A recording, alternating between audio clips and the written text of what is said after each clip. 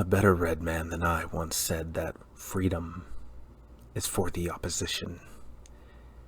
And it may seem a petty thing now to gamble away everything, our lives, souls, everything we've gained on just this roll of the dice.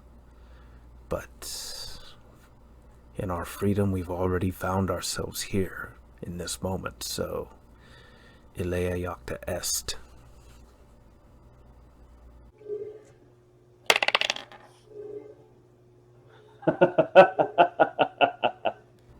Hello everyone, and welcome back down here to the Gamer's Den with me, your host, Jordan, your master of lore and storyteller extraordinaire. I hope you'll pardon my cryptic, edgy attempt to be kind of cool there at the opening, but, well, it's just not me, but I felt like that kind of mindset helps to really encapsulate what it is to play a chaotic neutral character. Now, it was just one interpretation that falls under, admittedly, repeatedly often said here, broad guidelines on what the different 9 alignments really embody. Again, they're so generally and vaguely described in order to allow a number of different interpretations and a number of different mindsets to fit in underneath. They're broad generalized categories, and always bear in mind that your characters over time will never fully embody 100% of the time the core tenets, ideals, or moral pillars and structures that comprise the alignment. They'll have moments where they may feel driven or compelled to do something good, or to simply choose the even-handed path and kind of swing more towards the neutral range of things. At other times, they may, in a fit of rage, anger, or just motivated by their own selfish desires, decide to pursue an admittedly evil act. Once again, the important thing is how the characters react after the act. Do they feel regret, remorse, sorrow? Do they attempt to make up for it? Or do they feel just so unadulteratedly free and just willing to go down deeper down that path? Or do they feel like there is no way back after they commit what they consider to be an irredeemably evil sin? That all just depends, and that all is, while maybe not lost on a chaotic neutral character, is of very little concern to them.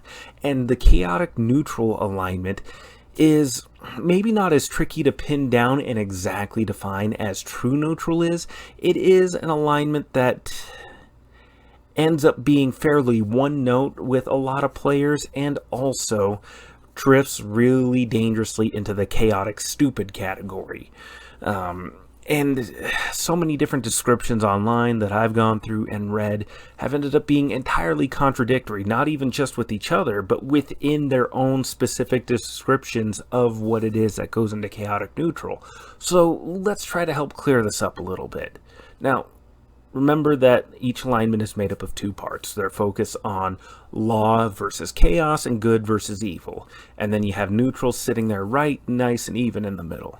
Well, in this particular case, in regards to law versus chaos, chaotic neutral is obviously on the more chaotic side of things. They are not concerned about law, traditions, hierarchical structures. They are not concerned with following leaders as much. They will challenge tradition. They will undermine authority. And then the fact that they're neutral means they're not persuaded too heavily one side or the other towards good or evil. That doesn't mean that they will never be swayed to one side or another in a given moment. It's just depending on the circumstances, they could very easily swing either way. Most importantly, though, this alignment embraces their personal freedom.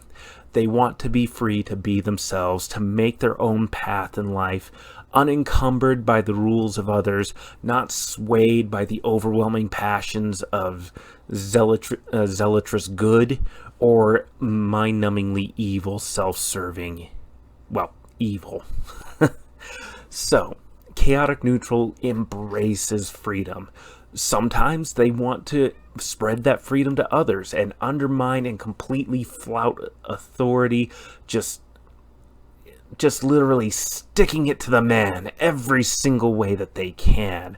They're not going to take that. They're not going to be stuck under anybody's thumb. Up yours, man.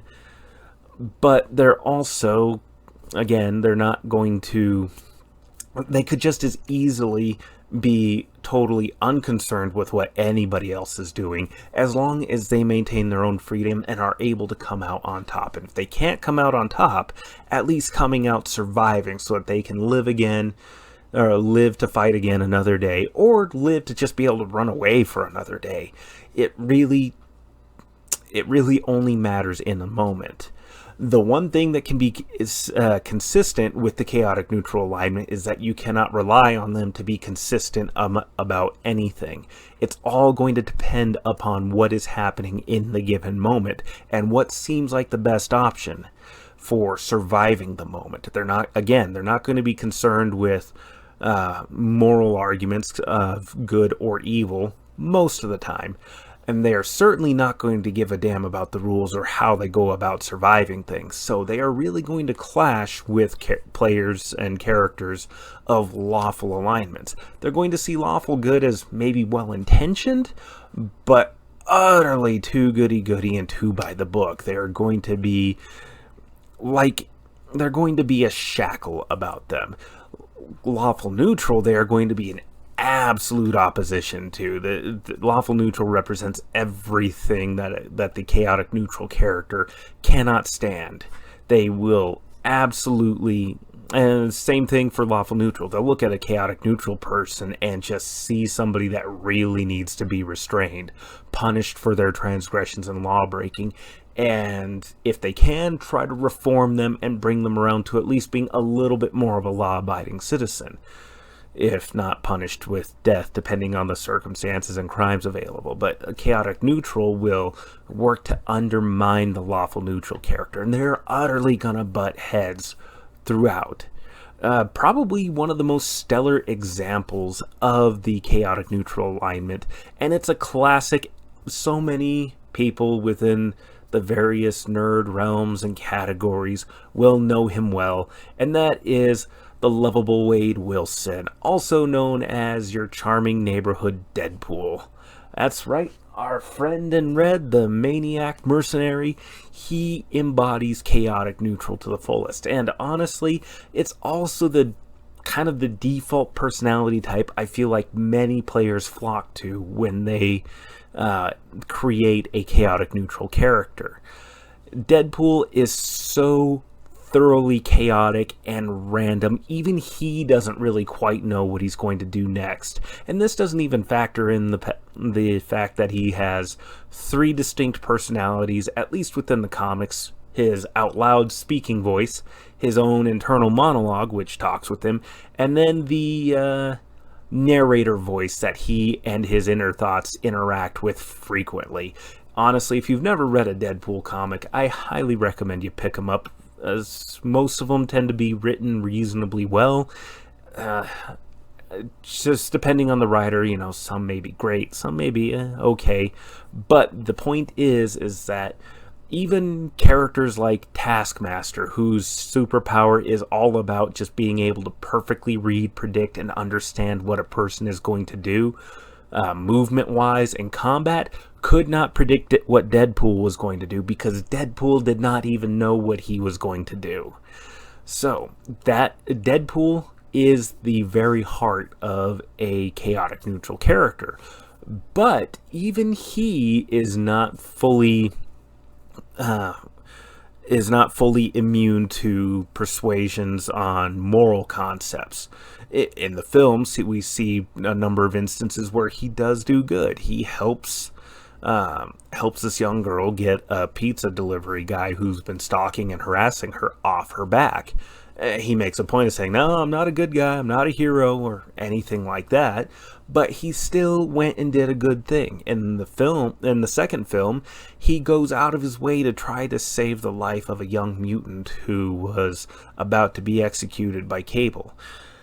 I should have put up a spoiler warning there for anybody who hasn't seen this stuff yet. I just talked about all the core things central to those films. But the point is that Wade is still human. He may have a mutant healing factor that's kicked into overdrive and commingled with those cancer cells, which we can get into all of that another time. Point is that he's insane, he's essentially unkillable, and he is chaotic and random in the most extreme. But even he still has moments where he feels compelled and driven to do the right thing, to protect those who cannot protect themselves. But it's just as very easily the next day that he may end up ripping them off somehow. It never will stay consistent. There may be moments where he just does the most unspeakable acts of evil, all because, it was kind of funny at the time, or it was required at the time, or whatever the situation may be. It just depends. But they will never consistently be evil or good. They are going to sway between the two in the moment, and that's the key there.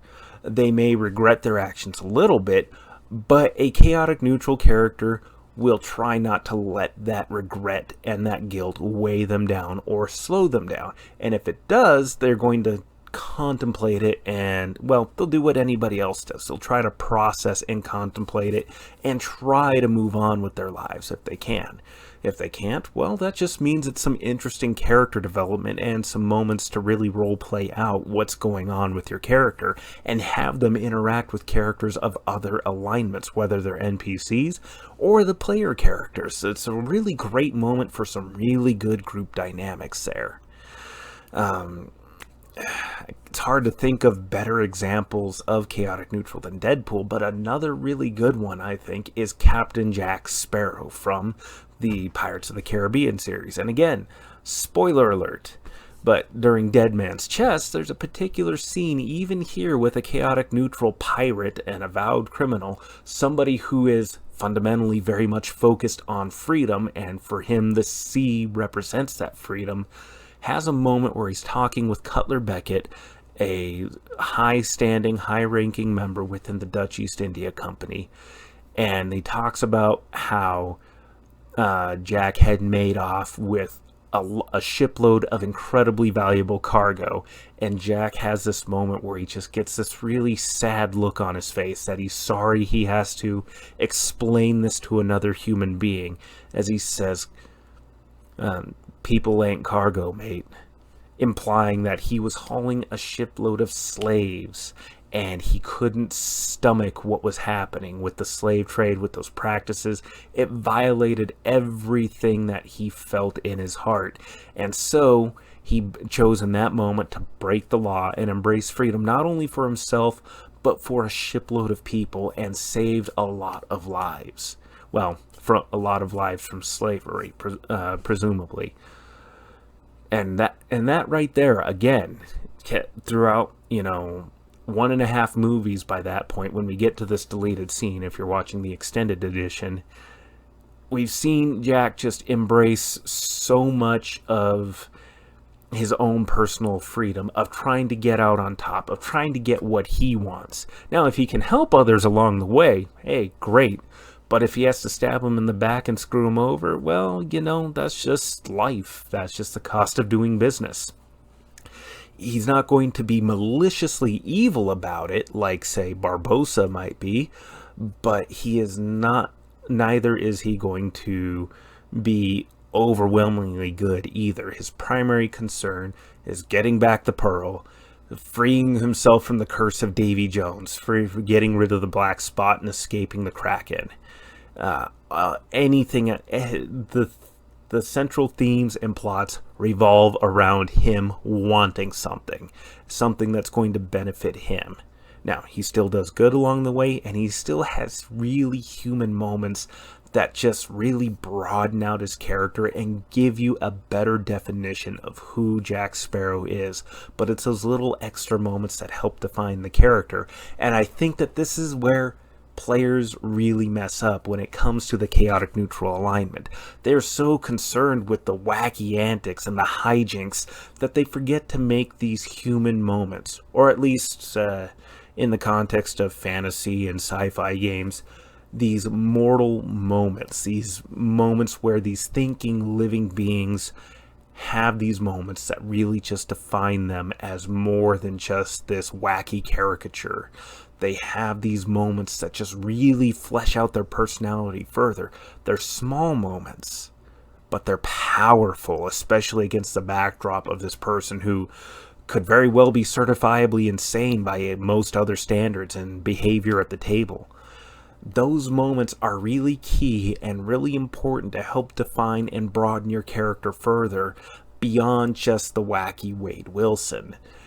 Even Wade Wilson has moments that go out beyond that. Some of them are just absolutely gut-wrenching and horrible to read and help just kick in your sense of empathy and sorrow for, while it is a fictional character, you still get that empathy just kicking in as you see the suffering this poor undying fool has to go through, and it just really emphasizes and helps you to understand why he's so insane. To not even mention the fact that he's aware that he's a character in a comic book universe. The fact that he's suffering for other people's entertainment has probably done a number on his psyche. But again, story, conversation, topic for another time. Point is, you need to have these other moments and other qualities that help to define your character beyond the embrace of personal freedom at whatever the cost. They have moments where they are going to do good. They have moments where they are going to do evil, but they will never be consistently both. But that, again, helps to define what is otherwise a very wild, very multicolored work of art that we have in front of us. Now, I think that about covers it as far as chaotic neutral goes. I hope you have enjoyed today's video. Do you agree with my assessment, my outlook, and my ideas and explanation of chaotic neutral and how to improve and better define your characters that you put under the chaotic neutral alignment? If so, why not consider liking the video and dropping down below there and throwing in a comment or two? Or even if you disagree and you don't like what I've put up here, well, hit the dislike button and still go down there in the comments below and give me your feedback, your thoughts, and your insight. I'm more than happy to further the discussion here, because I'll be the first to admit, by no means is this interpretation and idea the only interpretation, and that's why I've tried to keep this a little bit vague and try to emphasize the fact that even chaotic neutral characters will have moments that just take them for even the briefest moments, swerving through the path of good, stumbling over into the path of evil, and sometimes just sticking to that middle winding road that makes up neutral. So please let me know your thoughts down below. And if you've been enjoying the content here so far, let me add this in, please consider subscribing here to the Gamers Den. We'd be more than happy to have more people here jumping in and adding in their thoughts and their insights. But once again, with that said, I've been your host, Jordan, your master of lore and storyteller extraordinaire. You folks have yourselves a good night.